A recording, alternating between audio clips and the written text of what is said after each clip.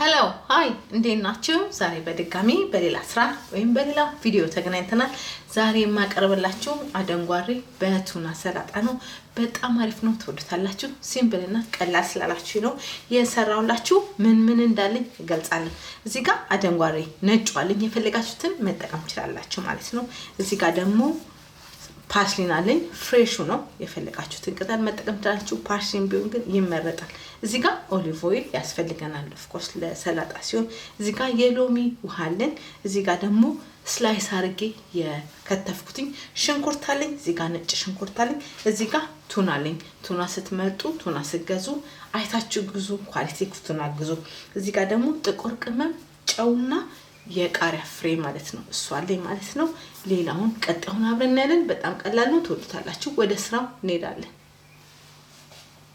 እሺ ይሁንላችሁ። ንጹህ ዕቃ ይቅርታ ታዘጋጃላችሁ። ከዛ ያላችሁን ነገር እዚህ ውስጥ ታስቀምጣላችሁ።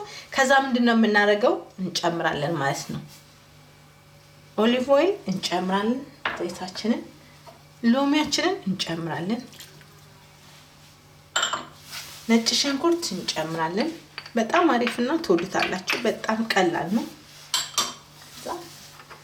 ጥቁር ቅመም፣ ጨውና የቃሪያ ፍሬው እንጨምራለን።